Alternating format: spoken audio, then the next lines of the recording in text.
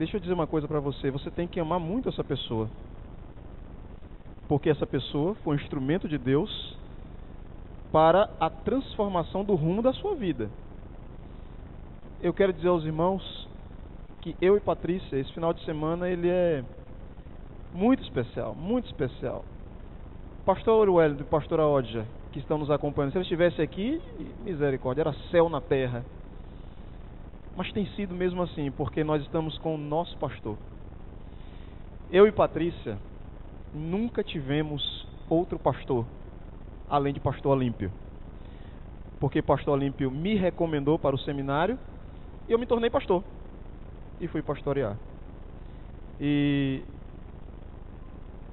de tal modo que o Senhor nos dá a oportunidade de recebê-lo hoje aqui. Deixa eu só dizer, antes de passar a palavra para ele, o seguinte: é difícil fazer a apresentação do pastor Olímpio, viu, irmãos? Porque, sério, olha, sério, não é bajulação não, pastor Olímpio não precisa disso.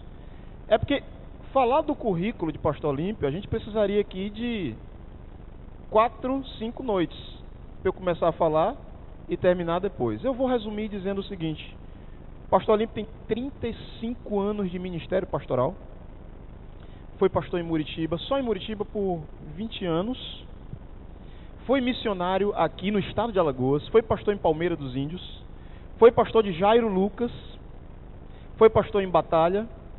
Pastor Olímpio foi professor universitário.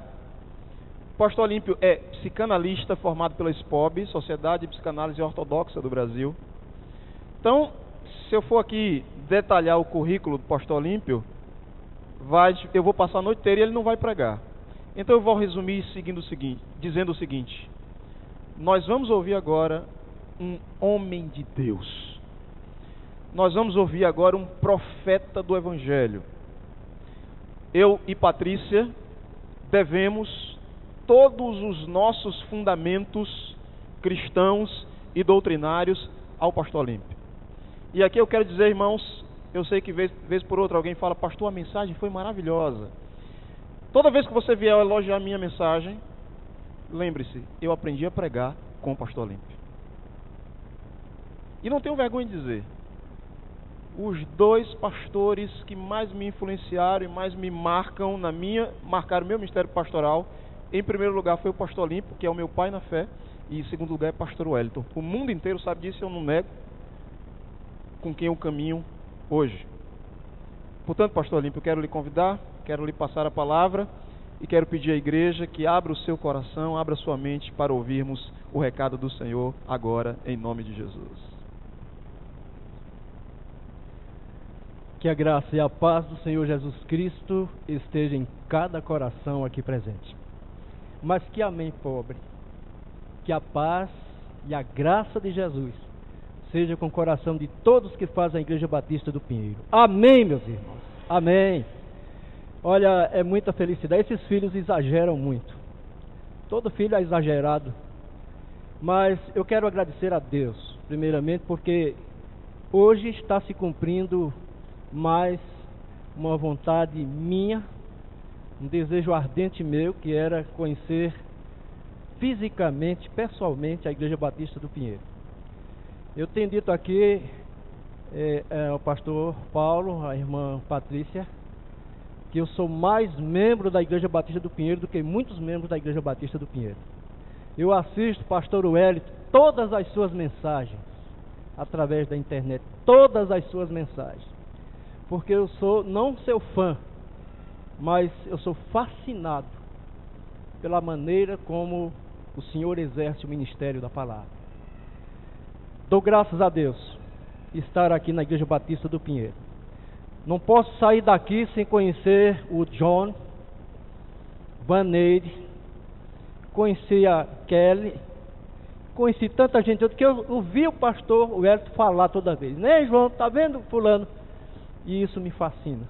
Então toda segunda-feira é meu dia de assistir os cultos da Igreja Batista do Pinheiro. Então, irmãos, permitam-me, eu faço parte desta família. E tenho o prazer de olhar para você, pastor Wellington, pastora Odja, pastor Paulo, cada um dos irmãos, olhar em seus olhos nós somos parentes, nós somos irmãos, porque somos filhos de Deus verdadeiro. Eu preparei uma mensagem, gastei muito tempo, mas o Espírito Santo, ele me incomoda de uma forma tremenda. Eu estava dizendo, Paulo, está aqui as laudas, mas o Senhor, o Espírito disse, você vai falar outra coisa nesta noite, e eu sou obediente à palavra de Deus. Tenho o prazer, o privilégio de 35 anos de ministério pastoral. Quero dar um abraço aqui para minha querida Muritiba, Rosana, que está me ouvindo nesta hora. E ali eu dediquei parte de minha vida na pregação da palavra. Conheci este adolescente e aquela adolescente e outros adolescentes. Eles tinham um grupo chamado Guerreiros da Madrugada. Guerreiros da Madrugada. Era um escândalo para muitas pessoas. Pastor Wellington, eu gosto muito de ousadia, por isso que eu gosto muito da Igreja Batista do Pinheiro. Porque ninguém foi mais ousado do que Jesus Cristo.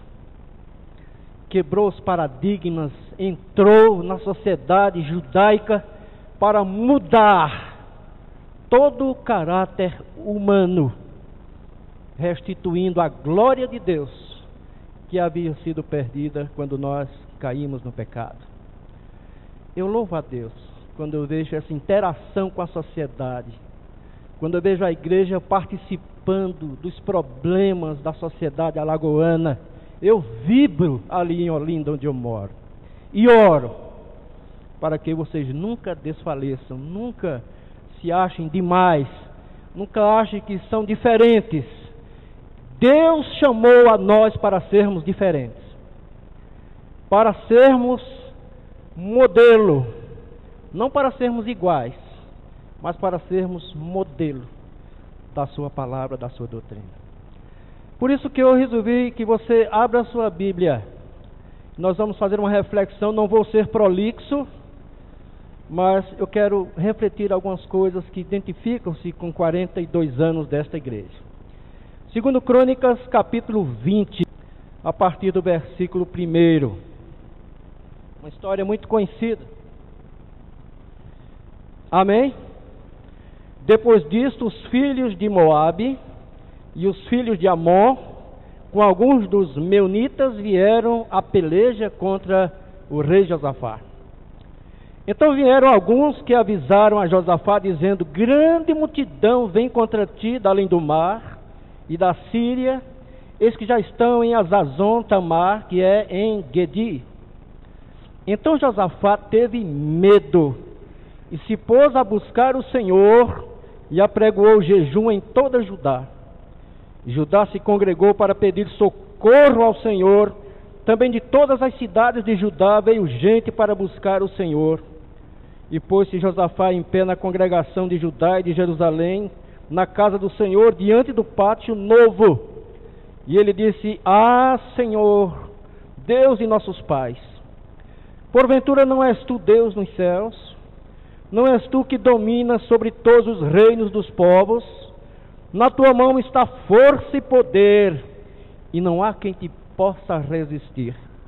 Porventura, ó nosso Deus, não lançaste fora os moradores desta terra de diante do teu povo Israel, e não adeste para sempre a posteridade de Abraão, teu amigo? Habitaram nela e nela edificaram um santuário ao teu nome, dizendo: se algum mal nos sobrevier, espada por castigo, peste ou fome, nós nos apresentaremos diante desta casa e diante de ti, pois o teu nome está nesta casa, e clamaremos a ti na nossa angústia, e tu nos ouvirás e livrarás. Agora, pois, eis que os filhos de Amon e de Moabe e os do monte Seir, cujas terras nem permitiste a Israel invadir quando vinham da terra do Egito, mas deles se desviaram e não os destruíram, eis que nos dão o pago, vindo para lançar-nos fora da tua possessão que nos deste por herança. Ah, nosso Deus, acaso não executarás tu o teu julgamento contra eles? Porque em nós não há força para resistirmos a tão grande multidão que vem contra nós, e não sabemos nós o que fazer, porém os nossos olhos estão postos em ti. Deus aplique nos nossos corações a porção da sua santa palavra lida. Amém. Queridos, o povo de Deus não foi por acaso que foi escolhido por Deus antes da fundação do mundo, para que pudesse conhecer a força, o poder, a dinâmica de um Deus único e verdadeiro, que escolhe as pessoas com uma missão específica. Israel está dentro deste povo, como nós também cristãos estamos. Mas teve este dia em que os 3 maiores inimigos estavam aqui representados contra eles. Os moabitas, que eram conhecidos como os abutres do deserto. Eles eram adoradores do deus Quenó. Os amonitas, que eram chamados os destruidores, que tinham prazer de cortar o ventre de mulheres grávidas, de inimigas. Não gostavam de fazer prisioneiros, gostavam de exterminar. Eles eram adoradores também de outro deus, eram adoradores do deus Mileon, filho de Amona. E os do Monte Seir, os meunitas, que eram chamados sanguinários, eles adoravam a deus Astarote dos Sidônios. Então vocês imaginem que só de uma vez os 3 maiores inimigos cruéis se reuniram para destruir o povo de Judá, o povo de Deus. O rei Josafá era um rei jovem, assim como o pastor Wellington, assim como o pastor Paulo, mas um rei que se notabilizou pela sua dinâmica. Ele criou muitas escolas para estudar a palavra de Deus. Ele levantou grupos sociais em Judá para ser tementes a Deus. E aliás, irmãos, o segredo que eu tenho guardado em meu coração como ministro da palavra é que a única solução para os tempos difíceis em que nós estamos vivendo é sermos íntimos de Deus, termos intimidade com Deus. E isto é um exercício que pode ser executado no dia a dia. Primeiro você tem que estar pronto, preparado. Todas as vezes que entro numa igreja para cultuar a Deus, eu me lembro do padrão que está lá em Isaías capítulo 1. Se você presta um culto a Deus, seja numa catedral, seja numa igreja belíssima como esta igreja, ou numa capelinha, ou no terraço de sua casa, ou no seu quarto, você tem que ter esse padrão que está lá no capítulo 6 do profeta Isaías. Ele teve 2 visões. Primeiro, a visão da glória, do poder e da majestade e santidade de Deus. Kadosh, santo. Então, todas as vezes que você estiver em um lugar para prestar um culto, tem esta primeira visão. A visão da glória, da majestade, da força e da santidade de Deus. Vislumbre que aqui os anjos estão aqui dentro voando, cantando santo, santo, santo é o Senhor.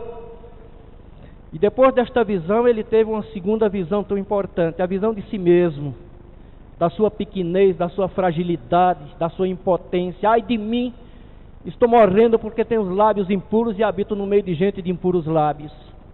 Isso chama-se contrição, a confissão. E o anjo do Senhor, que é Jesus Cristo, ele veio com uma brasa, com uma tenaz, e purifica os lábios. E aí tem uma pergunta no plural: a quem enviaremos? O Pai, o Filho e o Espírito Santo. E quem irá por nós fazer a obra?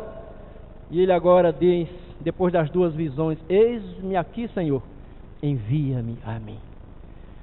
Isso é ter intimidade com Deus. Era o que Josafá tinha, intimidade com Deus. Ele se pôs de joelho com toda Judá em oração. Ele faz uma contrição: ah, Senhor, Tu és o Senhor de nossas vidas. E agora os maiores inimigos estão vindo contra nós, e não há força em nós para resistirmos, e não sabemos o que fazer. Quantas vezes nós temos tido problemas e temos colocado a mão assim na testa dizendo, não sei mais o que fazer.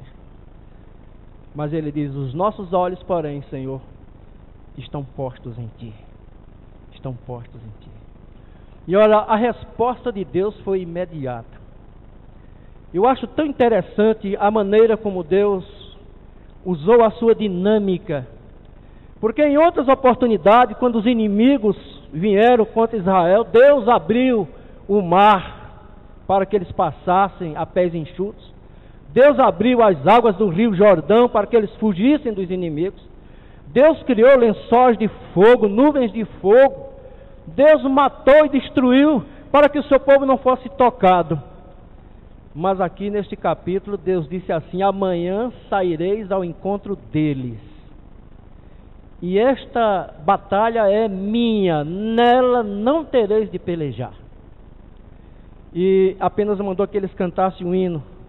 Eu não sei a música, mas a letra do hino diz assim, rendei graças ao Senhor, porque a sua misericórdia dura para sempre. Repita comigo, rendei graças ao Senhor, porque a sua misericórdia dura para sempre. Pois é, foi cantando esta música que o povo de Israel se levantou ousadamente e os inimigos começaram a degradar-se entre si. E quando eles terminaram de cantar o hino, não existia nenhum inimigo de pé. Estavam mortos. O que é que isso tem a ver com o dia de hoje?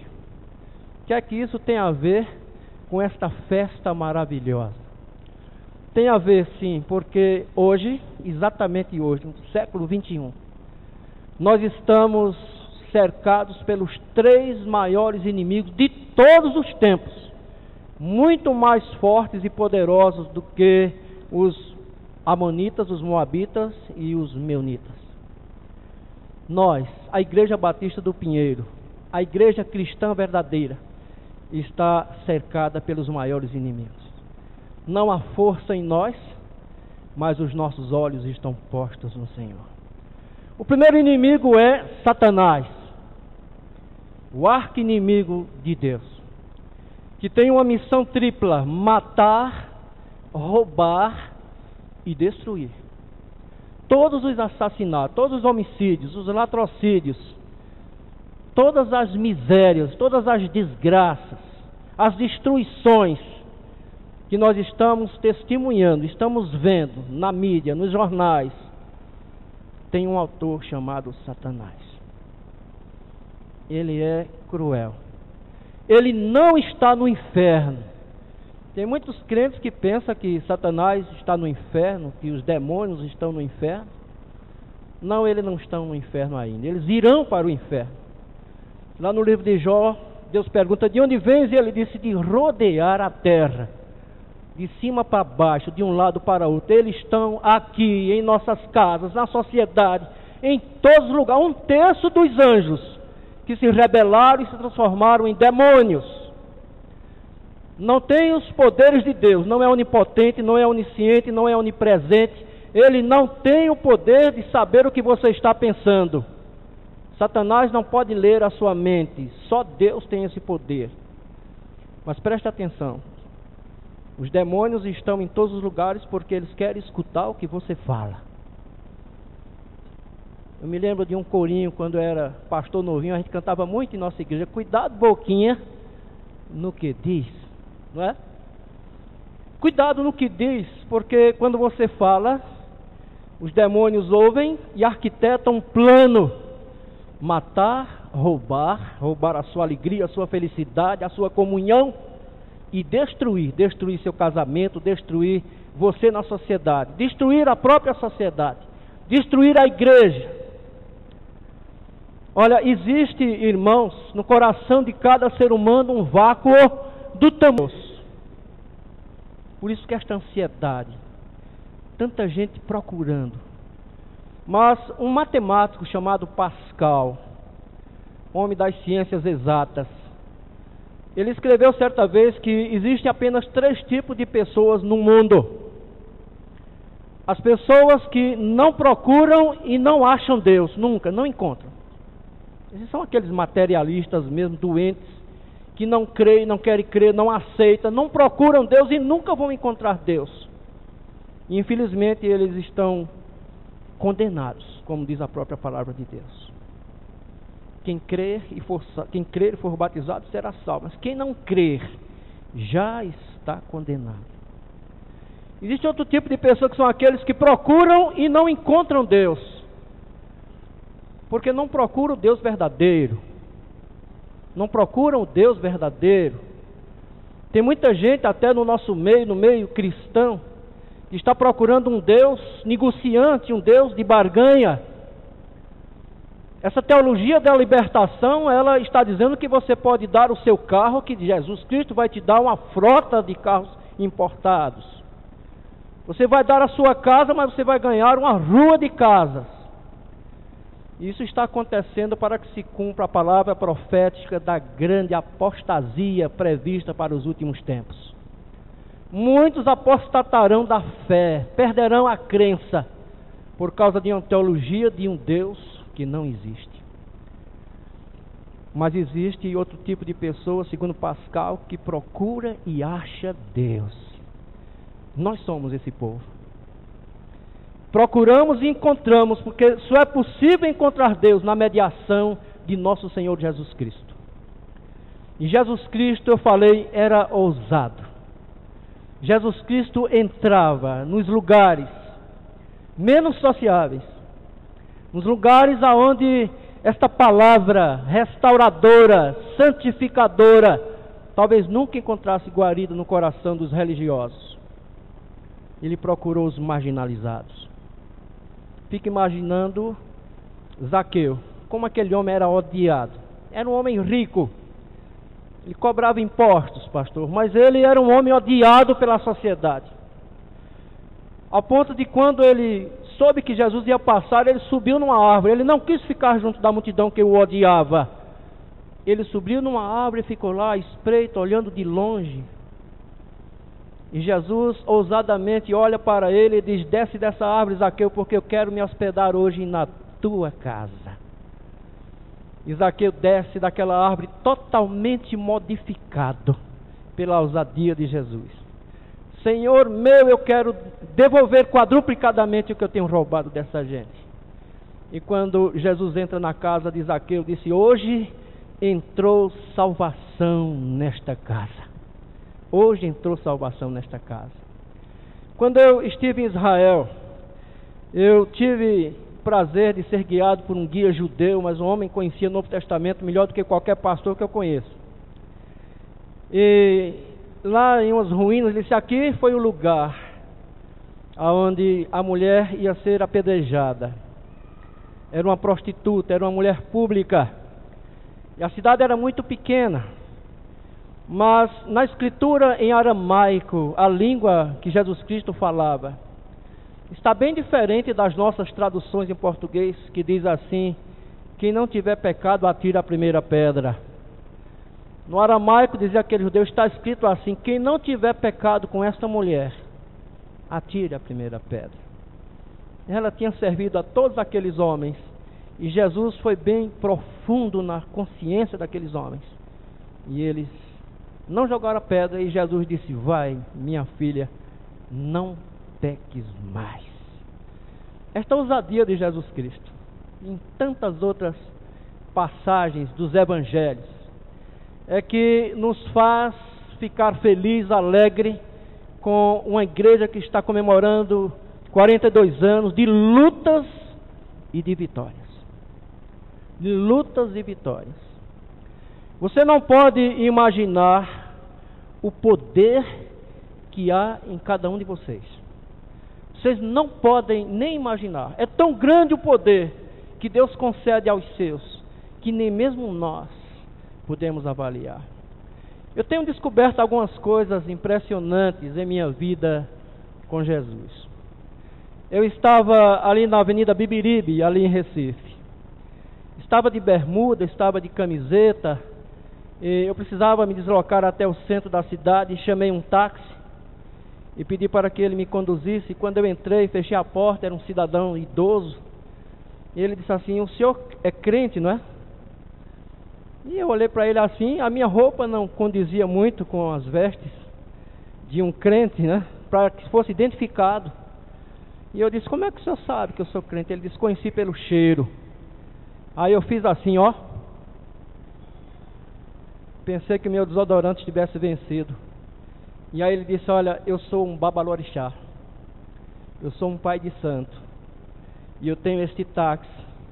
Nas horas vagas, eu faço um bico. E toda vez que entra um crente no meu carro, exala um perfume diferente. E eu fico muito feliz com o aroma que surge dentro do meu carro. E eu saí com aquilo na cabeça. Cheiro? Eu não botei perfume. Mas eu chegando em casa, lendo a Bíblia, encontrei. E em nós existe a fragrância do conhecimento de Jesus. O aroma de vida para a vida. Eu não sabia que nós temos esse perfume maravilhoso. Eu não sabia que tinha força. Eu nunca tinha visto uma pessoa endemoniada. Há tantos anos como crente, como pastor, mas lá na pequena Muritiba, a terra aí do Paulo, um dia eu estava jantando e a filha de um membro da igreja chegou e disse, pastor, na porta, pastor, minha mãe pede que o senhor vá até minha casa que o meu irmão está endemoniado. E eu disse, é para já. Peguei a Bíblia, peguei o carro e fui. E quando eu cheguei próximo da casa dele, havia uma multidão. E aí comecei a temer, multidão por quê? A multidão estava esperando a chegada do pastor Batista que ia lutar contra o diabo. E quando eu vi o tamanho do homem endemoniado e a força que ele exercia, que Satanás tem esse poder de querer enganar, ele é um enganador. Ele às vezes demonstra uma força que ele nem tem. Mas ele arrancou o portal. Você sabe o que é o portal, né? A parte de madeira que é chumbada na parede para pegar a porta. Ele arrancou com as mãos. E olhou para mim e disse, eu não gosto desse elemento e vou matá-lo. E as minhas pernas tremiam, eu tinha uma vontade de dar uma carreira. Mas que vontade de correr. Mas irmãos, eu pensei, se eu correr aqui, a Igreja Batista de Muritiba fecha as portas. Ninguém mais vai entrar lá. Então eu sabia que ia morrer, peguei a Bíblia. Assim, saí com ela andando para o lado dele. E fui chegando assim. E quando eu toquei na sua testa com a ponta da minha Bíblia, ele começou a gritar, tira isso de cima de mim, tira isso de cima de mim. Aí eu me agigantei. Eu sou um gigante. Se ele com essa força toda não pode tirar, está mandando eu tirar, então a força está comigo. A força estava com a palavra de Deus. A força estava na dinâmica da fé. E eu disse baixinho, em nome de Jesus, saia. E ele disse, nós somos vários. E citou o nome de alguns orixás. E eu disse mais uma vez, em nome de Jesus, saia agora. E ele caiu e levantou pedindo perdão e se ajoelhou para orar conosco. Então, meus irmãos, a palavra de Deus nos ensina assim, resisti ao diabo e ele fugirá de vós. O primeiro grande inimigo é Satanás, mas ele foi derrotado por Cristo na cruz do Calvário. E ele nos deu forças a nós, igreja, para vencermos Satanás. Resista, meus irmãos, ao diabo e ele fugirá de você. O segundo inimigo, mais possante do que os meunitas, do que os moabitas, é o mundo. O mundo. A palavra de Deus diz, o mundo jaz no maligno, no mal. A palavra jaz, erradamente a gente chega no cemitério e encontra nas lápides, aqui jaz. E querem traduzir por aqui descansa. Mas a palavra jaz significa está morto. Aqui está morto. O mundo está morto no diabo, no maligno. O mundo não traz nada, porque ele perdeu a glória. Todos pecaram e foram destituídos da glória de Deus. E o que o mundo provoca é o pecado, é a desunião, é a desordem, é o preconceito. O que o mundo provoca é o ódio. A gente não compreende a fraqueza, a fragilidade de quem está doente. O pastor Paulo conhece, que eu tenho sempre comparado igreja com hospital. Para mim são iguais. No hospital ninguém vai lá tirar férias, né? Lá no hospital, quem está em tratamento físico. E na igreja está quem está em tratamento espiritual. A diferença é que no hospital a gente tem alta para ir para casa. E aqui na igreja a gente tem alta para ir para o céu. Para morar com Jesus. Então, no mundo tereis aflições, mas tenha bom ânimo, tenha animosidade. Eu hoje passei um dia feliz com o ânimo da Igreja Batista do Pinheiro.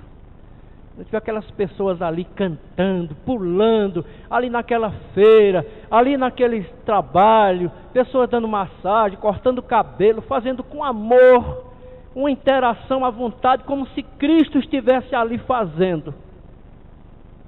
Eu me lembro de uma enfermeira que certa vez estava cuidando de uma ferida purulenta de um paciente, um mau cheiro terrível, e alguém passou e disse assim: eu não fazia um trabalho desse por dinheiro nenhum.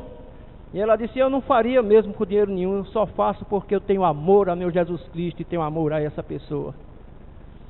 Eu hoje fiquei feliz, eu hoje passei um dia feliz. Ah, que bom, Batista do Pinheiro, se vocês continuassem essa obra, não só uma vez por ano, mas todos os dias, interagindo com essa sociedade do mundo, o mundo que odeia eles, o mundo que marginaliza, que sai do caminho. E nós fomos colocados no mundo para influenciar este mundo, para trazê-los para Jesus, porque a vontade de Jesus foi aquela: a vontade de meu Pai é que nenhum se perca, que ninguém se perca. Lá em Atos ele diz assim: crer no Senhor Jesus, Paulo diz: crer no Senhor Jesus e será salvo tu e a tua casa. Repita comigo: crer no Senhor Jesus e serás salvo tu e a tua casa. Você sabe o que significa isso? Significa que toda a sua família está escrita para ser salva. Toda a sua família. Você é o canal. Você é o canal escolhido, abençoado, santificado, ungido, capacitado pelo Espírito Santo para ser um modelo, para ter esse dinamismo, não para ser um crítico dentro da sua casa, não para ser uma pessoa difícil, que não seja maleável, que não tenha diálogo, que não seja violento. Deus colocou você em sua casa para que toda a sua família seja salva por Ele. Então o mundo é o segundo inimigo, mas tenha bom ânimo. Continue trabalhando como a Igreja Batista do Pinheiro, na ousadia do pastor Wellington, da pastora Ódia, do pastor Paulo, de tantos quantos passaram nesta igreja em 42 anos.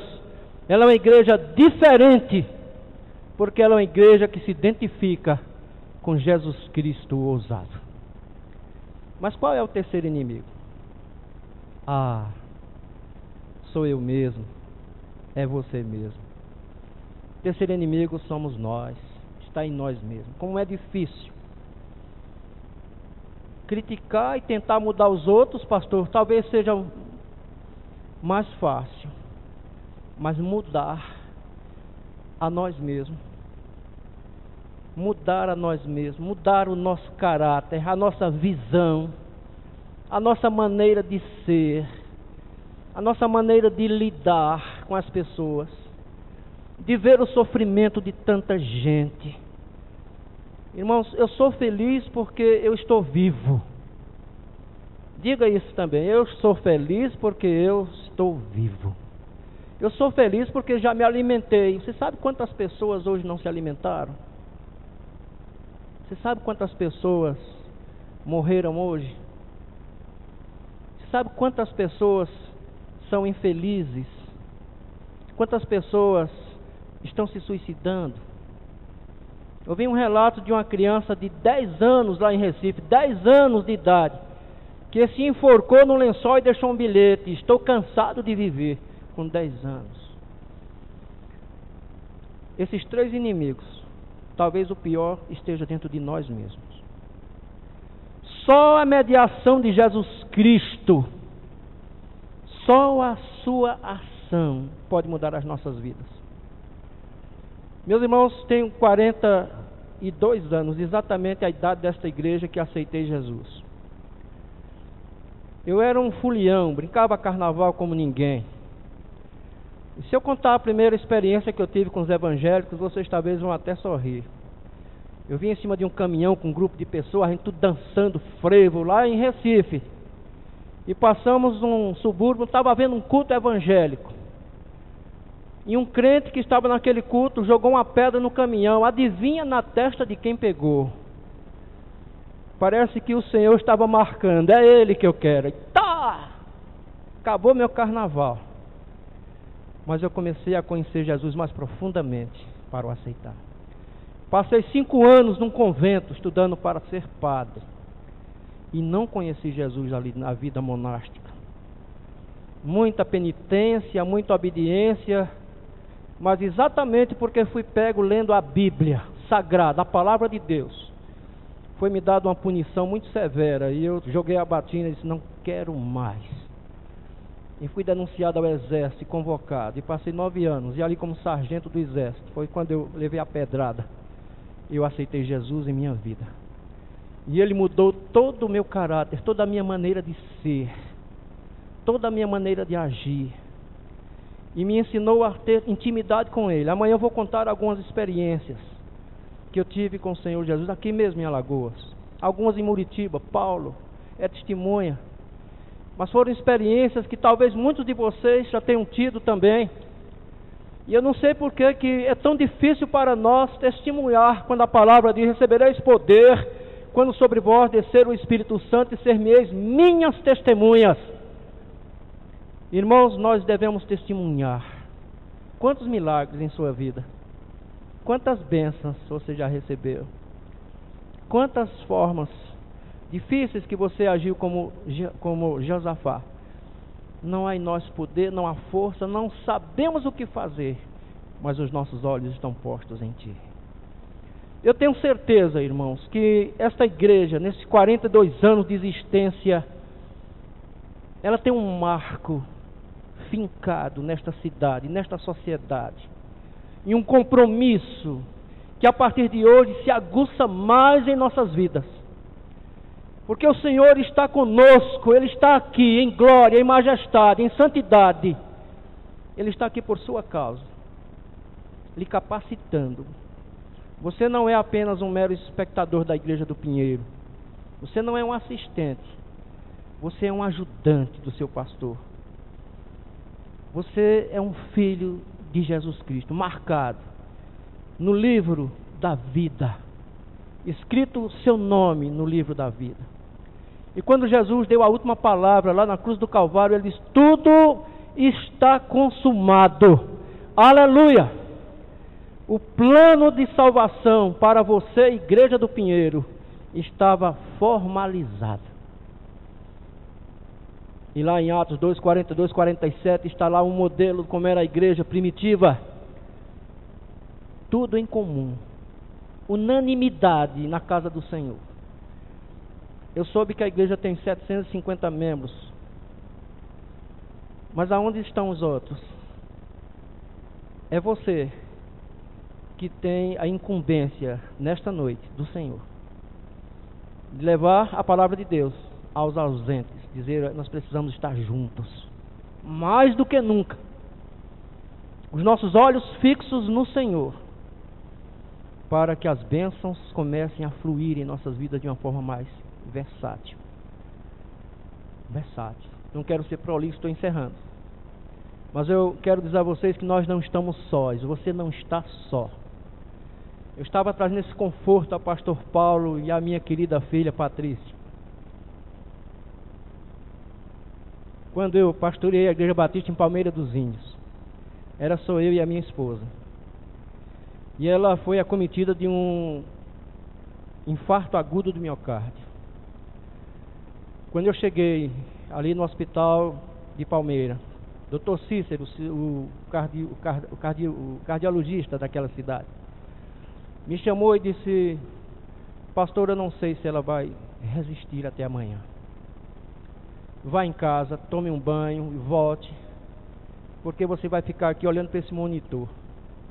Nós vamos fazer o que pudermos. Cheguei naquela casa, não sei quantos conhecem, a casa pastoral de Palmeira dos Índios é uma senhora casa. Mas quando eu entrei na casa, não era uma casa, era um castelo. ela aumentou de tamanho. E aí caiu a moeda. E eu clamei. A Bíblia diz que não devemos usar de vãs repetições. Mas eu clamei milhares de vezes: Senhor, não leve minha esposa. Senhor, tenha piedade de mim. E eu me levantei e abri a Bíblia e coloquei a minha mão. Estava escrito lá em Isaías: não tema, que eu te ajudo. Então, dentro de uma semana, todo o meu dinheiro acabou, o dinheiro da igreja acabou, e eles deram alta à minha esposa, para ela morrer em casa. Era uma igreja muito politizada. E apareceu um homem, chamado Dr. Ricardo. Disse: pastor, amanhã de manhã nós queremos remover sua esposa para a Santa Casa de Misericórdia em Maceió. E eu não gosto de política, mas a carência era tão grande que eu disse: eu aceito a ajuda, sem nem questionar quem era. E no outro dia, às 6 horas, ele passou lá em casa, colocou a minha esposa no carro e eu também, e a gente foi para a Santa Casa. E chegamos lá. Então, precisa de um cateterismo. Quanto custa? Eu não tinha plano de saúde. 2 milhões de cruzeiros, que era o dinheiro da época. Eu não tinha. O Dr. Ricardo começou com os médicos e fez esse sinal para mim. Minha esposa fez o cateterismo algumas horas depois. A junta médica da Santa Casa me procurou. Ela tem que fazer 3 pontos de safena. Quanto é? 5 milhões de cruzeiros. Eu não tinha 2. Como é que eu ia ter 5? Doutor Ricardo, eu não tenho. Doutor Ricardo falou com eles, fez assim para mim. Ela foi operada no outro dia. Doutor Ricardo passou 9 dias dentro da Santa Casa comigo. Conhecia todos os médicos da Santa Casa. Conversava intimamente com cada um deles. Mas no dia que ela teve alta, a minha irmã comprou um relógio e uma caneta para darmos a ele. E ele sumiu. Até hoje nós não sabemos quem era Dr. Ricardo. Mas todas as minhas contas foram pagas em espécie. O anjo do Senhor acampa-se em redor de que os teme e os livra de todo mal. Este é o nosso valor, é a intimidade com Deus. Por isso que ele está dizendo aqui: nesta luta não tereis de pelejar. Você não tem que estar preocupado com os problemas que estão acontecendo em sua vida, porque esta luta é do Senhor, você é dele, é possessão santa do Senhor Jesus. A luta é dele, irmão. A vitória está garantida. Deus abençoe esta igreja nesta noite. Pastor Wellington, o Senhor te abençoe e te guarde aí nos Estados Unidos. Receba o meu abraço de coração. Espero a sua volta para vir lhe dar este abraço pessoal. E amanhã o Senhor continuará falando aos nossos corações. Amém, queridos.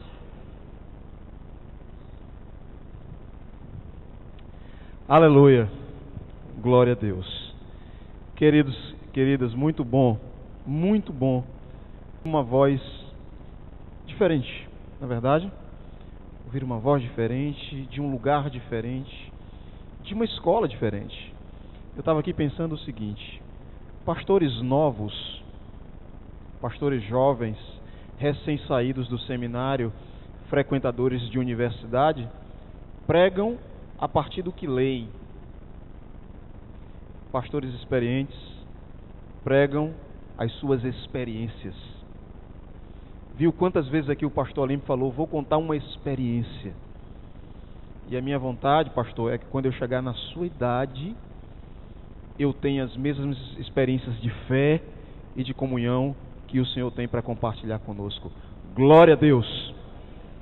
Eu quero convidar o coral Kalel, nós vamos ouvi-lo mais uma vez e vai ser o prelúdio, vai ser o final do culto.